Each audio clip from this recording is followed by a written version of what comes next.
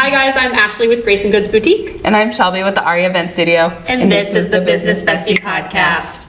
Well, good morning. Happy Monday. We are so excited. We have our friend Brian here with us today. He is the first male of the season. So season 2, we introduced a couple males on the show, and so we're excited to have you on. Awesome. Thanks so much for having me. Yeah. Excited to give some value and share some of my story. Yeah, you've got a lot going on here in Fort Wayne right now, and I know you're doing a lot to support the community, so I'm excited to have you on and share more of that with us. Yeah, I think it's something that's needed. Mm-hmm. I applaud you guys for what you're doing too. Really excited to see how I can continue to give back and share this podcast with folks locally, and just excited to see the growth. Yeah. Thank you for coming on. Can you tell our audience a little bit about yourself? Sure. So I was born and raised in Southern California. I had a lifelong dream of playing professional baseball, actually, and that's what brought me to Fort Wayne back in 2005. Was fortunate enough to play for the Fort Wayne Wizards. I'm probably dating myself now as far as how old I am, so we will just we'll just skip over that part. Yeah, it's all good. I do remember the Wizards. I did attend games, so. Yeah, the people used to call it the Castle. There was a big, cement-looking building over in the Coliseum parking lot. But I was fortunate enough to met my wife when I was here. She ended up moving to California with me shortly after that season. We've now got 4 kids and moved back to Fort Wayne area about 9 years ago. So still learning the lay of the land, but I'll tell you one thing that's pretty funny is when I was here in 2005, you could have never convinced me that I would actually live in Fort Wayne someday. But fast forward the tape, here we are, and it's just really cool to see how much this community has grown. It's grown a lot, even in the last 5 years. Yeah. It's weird how many people move here from California. I've met probably a handful myself. Well, Bethany. Yeah, and we've had people on, we've had 2 people on our podcast now. So you're number 3 who's lived from in California and moved here, and now live here. Maybe this is weird a trend. Connection. Yeah, it is a weird connection. And every time I ask someone like if they've noticed that, they have no idea. Like they don't know. Really? So yeah. I foresee. We should start a group. I foresee a podcast episode of the California transplants. Yeah, I was like, we should start a group. We could have you guys all on at the same time. So I took your class, Stand Out on Social Media, and you started the class out by showing us an old YouTube video, your very first one. Can you talk about that and how long it took you from that video to realizing, hey, this could be a career?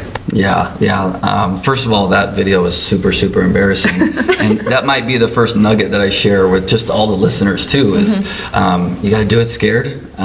Please don't ever delete videos or posts or stuff like that, because I look back on that moment and now it's created such an awesome moment for me to share, because folks might see me out doing events now and speaking and doing online trainings and stuff, but to be able to reflect back on where I came from and where I started, that puts it in perspective for a lot of folks. So I was 13, 14 years ago. I could have never imagined. I didn't, go to school and grow up, say, I want to one day be a social media business coach. That's what I want to do. Like, this is not in the cards. God had other plans. And here we are. But I am thankful for that video. It's allowed me to inspire and share my story with a lot of folks that maybe wouldn't know it otherwise. It's been really, really cool. Awesome. And how long from that video to like, this is it, like I'm done doing anything else, like this is my passion now? Yeah, gosh, that video was about 13, 14 years ago, and it was probably 3 to 4 years after that first video that I was able to transition to actually do this full time. And now I look back 14 years later, over 2,000 plus videos I've done, and that was one of the very first. So it's just kind of cool to see the journey since then. Yeah. So being in social media kind of that long, what's one belief that you had 14 years ago or even 10 years ago that has stuck with you and you've stayed with that through your journey? Yeah, it's probably sounds repetitive, probably sounds simple, but I made a testament to myself that I wanted to be the most consistent marketer on the planet. Right? I wanted this omnipresence feel that no matter when or where you were, there I was. Every time you log on to social media, there's Coach Fryer. Every time you open your email, there's Coach Fryer. So I was always top of mind. So back to your question, consistency is something that gets repeated and maybe even overlooked nowadays. Of like, I got to be consistent. Okay, yes, I already know that. Well, it goes in one ear and out the other for a lot of folks, but that really is the magic sauce, right? I mean, I think back 2,000 plus videos later, still doing videos. Why? Just because it's a part of who I am and how I know I can give the most value. Yeah. show up for your people. That's what they. Yeah, and I mean, video, as you guys know, doing video podcast stuff like this is huge. Writing a Facebook post is one thing, Yeah. but your audience being able to see you, your slip ups, your mess ups, your funny personality quirks, all those things, allow those to shine. That's what people relate to most. Yeah, absolutely. Especially in today's age where, we don't get a lot of face-to-face contacts. We're constantly scrolling. Yeah. So, yeah. The authenticity is built, or the trust is built through the authenticity. It sure is, and I think more than ever, people are starving and craving that. I think for us creators, it's kind of like something that some shy away from, but that's the very thing that I would encourage all listening to step into. That's what's going to separate you from the next person. I know you talk a lot about doing live videos in your Facebook classes, and I'm like, oh my gosh, I still haven't done them yet. One day. One day you guys are going to log on and I'm just going to be there. We're going to keep pushing. We're going to keep pushing. Yeah. They're just so awkward because usually you start and there's nobody in there, right? And Yeah. like a lot of people think they should wait for somebody to show up, but Yes. then nobody's going to want to watch it because you're just sitting there staring. Right, and you've talked about that before too. So you have to start going like you're talking to absolutely nobody. Yep. Which is just weird. Yeah. Just Let's- pretend like I'm talking to my kid and she's not listening to me. Yeah. It's so true. I think most don't realize that 85% of the people who watch your video is going to watch it at a later time. So it's like, just get it done. I also think that, just live video, I know we're going down a rabbit hole here, but just live video has changed so much over the last 5, 6, 7 years. I used to do live videos on Facebook. I get 10, 20, 30, 40, 50,000 views. Every live video I did, I'd do a couple a week. It was great. It was awesome. Well, nowadays you do a live video and we're lucky to get a couple hundred views, but they're still just as important, still just as irrelevant. So Yeah, because sometimes quantity doesn't matter. It's more, is your target customer Quality of watching? who's actually watching. Yeah. correct. Yeah. So you've been in the coaching digital marketing space for quite a while. What's your favorite or biggest achievement? That's a tough one. I usually always like to deflect that. If I'm being honest, it might be cliche, but the biggest achievement for me is client successes, client wins. I think that speaks to the volume of what we're doing and the work that we're doing to help those folks. As far as achievements, I don't know if being fortunate enough to travel the world and speak. I think that's cool. I don't know if I would consider that an achievement, but I wake up every single day and I ask myself, what's one thing that I can do today as far as a post, a video, a message to just impact or inspire the next person that's, putting it all on the line, right, to go after their dreams. And so I just feel like more of a responsibility now, not necessarily looking for personal achievements, because I'm a firm believer that if you help enough people get what they want, you're going to have all that you need and plenty to go around. So that's kind of my thoughts on that. That reminds me of a video I just watched of another creator, and they were like, you're not going to be successful if you're chasing the money, but if you are providing value and believe in what you're saying and believe in what you're doing, that's when the wins come. It's so true. I think we'd all be lying if we said we didn't get into business to make money. Right. I think it's standard, but you learn very quickly that once you start making a little bit of money that, oh my gosh, like if I help more people to make some money, then the more money I'm going to ultimately make, right? So it's Right. kind of like just one of those things that maybe people shy away from.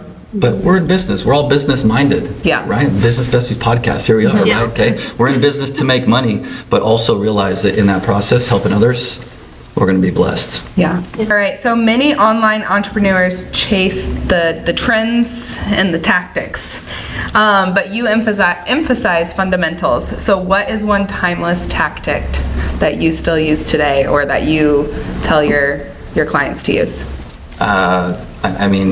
Yes, there are so many different trends and tactics. I think today's marketers, today's business owners feel like they have to jump on every trend just to stay relevant. I actually disagree with that, right? Number one, stay true to who you are, what you value, what you represent. That's always going to house, your best content, right? And then I'll just go back to just the thought of just being consistent. I think that most, they'll go hard for a week. I'm going to do one post a day for a week, or a month, or what have you. And that brings me to another point. Most overcommit. This might be a great tip for you guys as listeners, is most say, oh, I'm going to do a live video every day for 90 days. Right. I'm like, okay, that's awesome. That's great. how many people who say that actually complete it? Yeah. Let's do a live video every day for the next 3 days.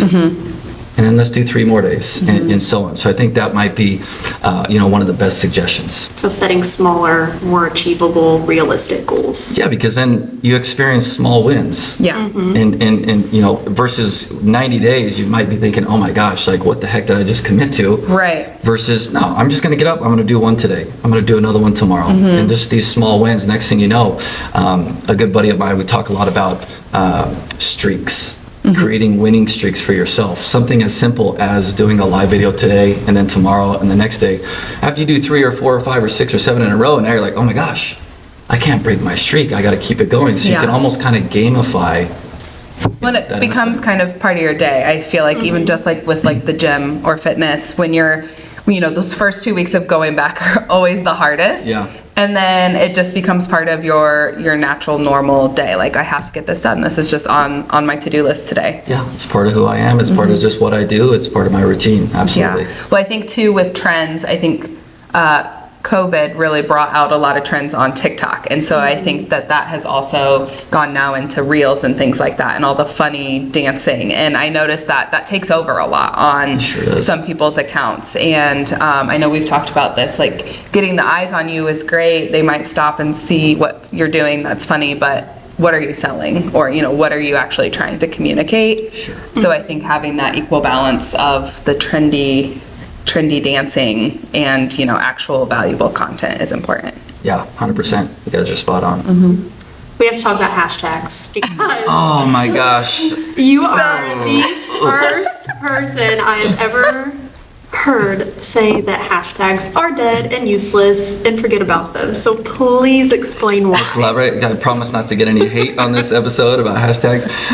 So the truth about hashtags, in my opinion, is not necessarily hashtags themselves. It's not that I'm for or against hashtags, but after coaching tens of thousands of people over the years, right, what I've realized is a lot of people who talk about hashtags and want to discuss hashtags spend way too much time researching hashtags. And here's my whole point, right? So like what we talked about at the standout event is that you could have some of the best hashtags out there for your niche, for your space, for your target audience, whatever. But if your content still sucks, it's irrelevant. You can have the best hashtag to get in front of the ideal audience that you want to get in front of, but if your content doesn't resonate and speak to the person, they're going to just scroll right by it. Right. So that's my beef with hashtags. It's not that I'm for or against. I'm to the point where, I did a little split test last year, and I'm like, okay, this whole hashtag thing, I've been saying you don't necessarily need them, but here's why. And I did a split test. I did 30 days with, 30 days without, and my content without hashtags performed better. Really? I think that's case dependent, right? I'm not gonna sit here and say like, oh, just because I did it, that's works for everybody. Right. But again, my beef, I think, is just more so along the lines of let's focus more time, energy, effort on the content Right. and the messaging itself that speaks to the person that we want to attract to us. Yeah. Versus going down a rabbit hole of Focusing hashtag research. on the hashtags. Well, and I think you mentioned this in Standout as well too, was like you said, like what you're actually saying in your post. Because if you hashtag Fort Wayne, but if you're saying the word Fort Wayne in your post, is it still going to resonate the same when someone Googles or is looking it up or searching on Correct. Facebook? Yeah. Okay. Yeah. Okay. Well, that's fair enough. So you Yeah. can still use them. Yes. They're just not your bread and butter. I heard somebody say, "Oh my gosh, I'm so relieved. I don't have to use it." Well, but I think that's a good realization for some folks is they're so worried about the hashtags. And again, there's nothing wrong with them. We're clearing the air here. Yes. There's nothing wrong You with can use hashtags. But let's if we're going to sit down and it's going to take us 10 minutes to write a post, and 8 of those minutes are for hashtag research, and 2 minutes are to write the content. I'm like, that's where I have beef. Yeah. Right. Let's. Completely understandable beef. Yeah, absolutely. So it's legit. It's legit. Okay. It's real beef. Okay. All right. Cool. So you created the GNC concept. So what inspired that framework, and how could somebody implement that this week?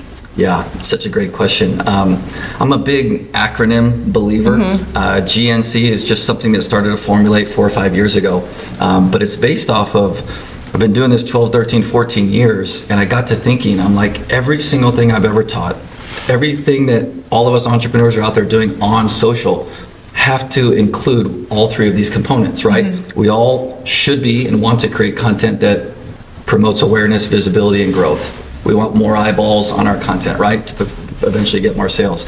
We also have to understand the end of nurture, that if someone decides to follow me today, they've never seen me before, never seen my content, where's their level of trust in that moment? On a scale of 1 to 10, probably like a 2, maybe a 3. Well, I've found through all these years, like someone needs to be at a 7 or an 8 to consider buying from you. So it's very important we have some nurturing content. And then last but not least, I think we should have specific content that calls out your ideal new client, prospect, customer, what have you, and draws those folks in, give them an opportunity to inquire about your services or your product. So what would be an example of a growth piece of content? Growth piece of content? Lots of different, I could sit here for an hour and talk about growth content, but let's talk maybe just platform specific, right, to start. So let's think for all the Facebookers that are gonna be listening in. 2 of my favorite pieces of growth content on Facebook are Reels, and then colored background posts. And I want to use the colored background post just as an example. We've all seen the little colored background posts where you can choose red or charcoal or pink or purple, and then you can only fit like 83 characters on one of those posts. I use those really intentionally and focus on creating small little phrases, statements, or sayings that I know is going to generate a ton of shares. Shares equals visibility. Visibility equals more friends, more followers. So that being a growth example, I incorporate, have been doing it for years, 2 to 3 of those posts every single week. So that's something that could be implemented immediately. Like right this if you're moment. Listening right now. Right. Go do that. right this moment. Like I've got a few clients, one is pregnant right now with her 3rd child. Right? And she's adopted this strategy based on the season of life. So what is she creating little colored background post on right now? Speaking to other moms, funny sayings, feelings, emotions that she's having. To other moms that are in their 3rd trimester right now.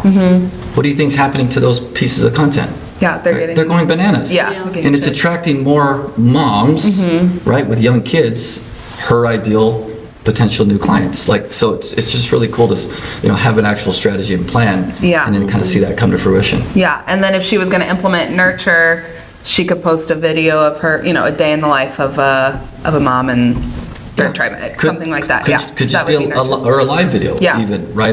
Just 3, 4, 5 minutes, nothing crazy. Talking a little bit about how she's feeling that day and what's going on. Now it's drawing those people she just worked so hard to attract, bringing them into her world, increasing level of trust. I love that. So besides spending way too much time on hashtags, what are some other common mistakes you see a lot of business owners making with their content? True, man. Inconsistency probably is first. They're hot one week, they're cold the next. But probably the biggest one is just not really understanding who their ideal customer or client or teammate might be. Most look to social media also as what can I get?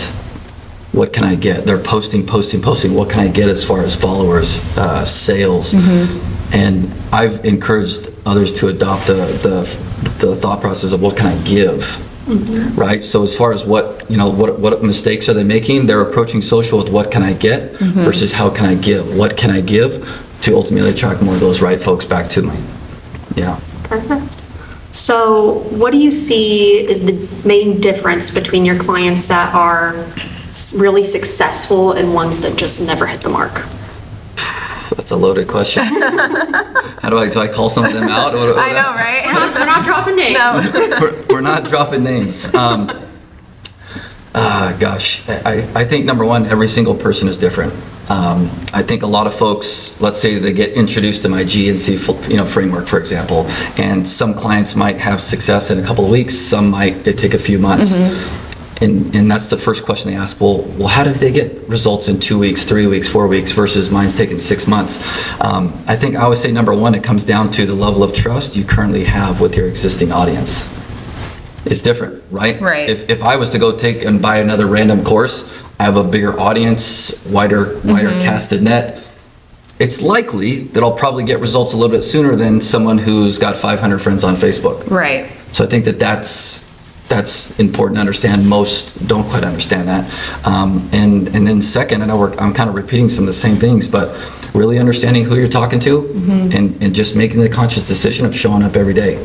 Unfortunately, you guys have been in the game and had lots of success, and I'm preaching to the choir, but us three, what do we keep doing? We keep showing up. Keep showing up, yeah. We keep showing up on days that we want to. Yeah. On days that we don't want to. Yeah. It's a non-negotiable for us. Like just like you said, shall we go into the gym? It's a non-negotiable. Yep. Showing up on social, providing value, giving first. It's the big secret. Yeah, and I know as business owners, we've probably all done this on a worksheet or whatnot, but like who your ideal client is or who you truly are speaking to, I feel like we've all said, oh, well, everyone. But you can't speak to everyone. So that's another thing, I think, if you haven't done that yet or figured that out yet, it's a good thing to figure out before you just start going and posting willy-nilly. Niche down. Yeah, yep. Yeah, and I get it. Out there online, there's people that say you shouldn't niche down. You should just create lots of content for the other people that say you should niche down. I think it's important. I think it is important to truly understand, to reach your goals for sure. Yeah. So we're going to pivot a little bit now. Uh-oh. So you teach on big stages all over the world. I've seen your videos and your pictures, and I know you just recently got back, I think about 2 weeks ago. Yep. So other than Jen actually chasing you down, literally chasing. Literally, what made you realize it was finally time to kind of start to build that community here at home? Yeah, such a good question. So we've moved back, lived in Fort Wayne for about 9 years now. And yes, I've been fortunate enough to travel all over the place and help lots of folks. And Jen had a big part in me doing this. But to be quite honest, I feel like I look back on every single year, my wife and I sit down and write our goals, right? What our vision for that year.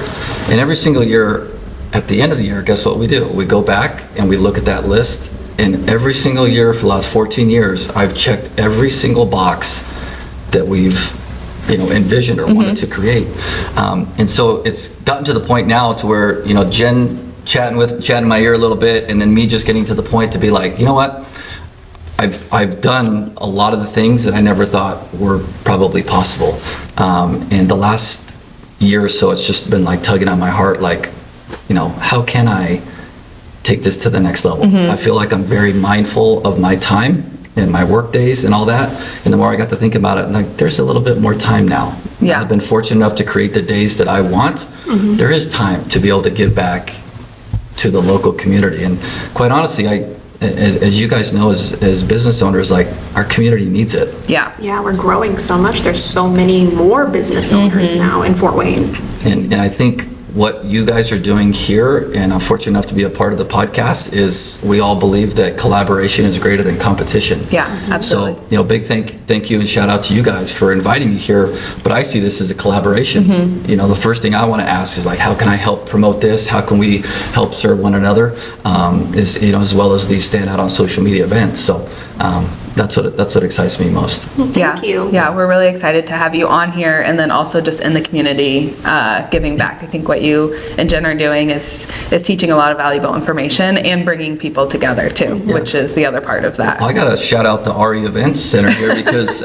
you were so gracious enough to open your doors and say, sure, you guys can host your first event here. And I don't know if you recall one of our first conversations, but one of the first things I said is we'll kind of see how this thing grows legs and what comes of it. Right. But I'm grateful for the space, and if there's ways we can collab and share and promote one another, like, I'm all for it. And that's kind of where this all started, 4 or 5 months ago. Yeah, it's crazy. I know we were like, okay, we're gonna be here. We don't know if we can fill the room, and then the next thing we know, it was like, okay, we're gonna do this again, and we've absolutely outgrown the RE. And it's like, well, I'm sad to see you go, but I'm so excited for you. One take. It's like we came in and you waved, and then we left, and you're like, okay, well, I'll follow you where you go. But we had to start somewhere. Yeah. And you provided that space for us, so we're thankful for that. Yes, absolutely. So Stand Out on Social Media has just launched its 3rd event. Woo. And you're hosting it at the Pearl.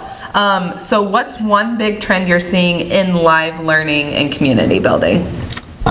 From these events, that people are starving for help. they're starving and they don't know what they don't know. Yeah. What I've learned from these standout events so far is number one, I've been overwhelmed with the response. We held the first event here, sold out. I'm like, my gosh, it was wall-to-wall people in here, right? And we just did a second one at the Fairfield. Shout out to the Fairfield for hosting us there, the second one. And I honestly don't think we could have fit more people in there based on the capacity. But the last two events have shown me that people, business owners, entrepreneurs locally here are starving for this information. They all know that they do not have a footprint online. Yeah. And they also all know that that's what's required to get to the next level. Yeah. Every business and entrepreneur has their own goals, their own vision for what they want to do and create. And I think, with what we're doing at these events, it's inspiring them to realize I'm thinking too small. Yeah. Right? Yeah. Like this could be a lot bigger than what I imagined. And if we can open that door for them, which ultimately is going to what? Encourage this thriving community. Yeah, absolutely. Well, your tickets dropped a week ago for Standout on social media, number 3. Whoop, whoop. So we will link that below. We will link all of Brian's information below as well, as far as Instagram and Facebook, so you guys can follow him to get more information.